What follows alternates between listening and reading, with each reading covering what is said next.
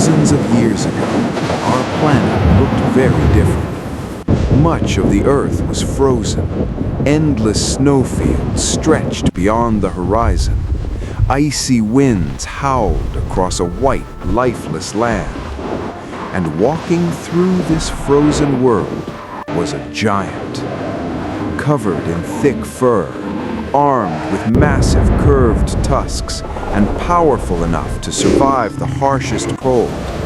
This was the woolly mammoth. Today, it is gone, completely erased from the earth. But how did one of the strongest animals ever to walk the planet disappear forever? This is the story of the woolly mammoth. The woolly mammoth was a close relative of the modern elephant, but far larger and stronger. It stood up to 13 feet tall, weighed over 6 tons, and had long, curved tusks that could reach 15 feet in length. Its entire body was covered in thick, shaggy hair, designed to survive temperatures as low as -50 degrees Celsius. Beneath the fur was a thick layer of fat, acting like natural insulation. Woolly mammoths lived across Siberia, Europe, and North America. They were perfectly built for the Ice Age. For thousands of years, they ruled the frozen earth. Woolly mammoths were social animals. They lived in herds, protected their young, and followed strong female leaders, just like modern elephants. Every day, a single mammoth consumed up to 400 pounds of grass, roots, and plants.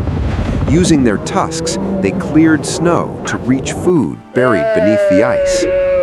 Very few predators could challenge an adult mammoth. They were powerful, they were resilient, they were unstoppable. At least, that's what it seemed.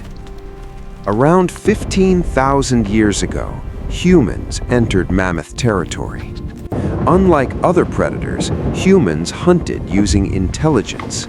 They worked together, they planned, they used weapons. To early humans, one mammoth meant survival.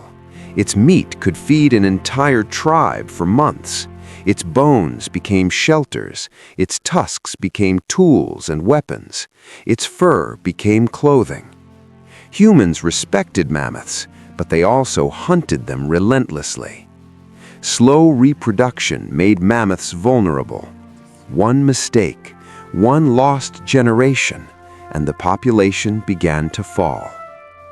Then the earth began to change. The Ice Age slowly ended. Temperatures rose, glaciers melted. Grasslands disappeared, replaced by forests and wetlands.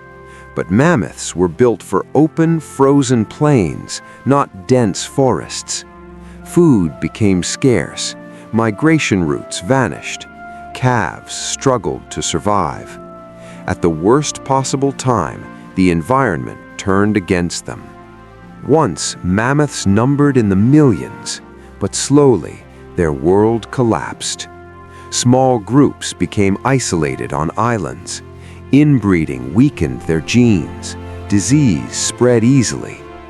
The final mammoths survived on Wrangel Island in the Arctic Ocean. They were smaller, weaker, barely holding on. The last woolly mammoth died around 2000 BCE. At the same time humans were building the pyramids, mammoths were taking their final breaths. Unlike dinosaurs, mammoths didn't vanish completely.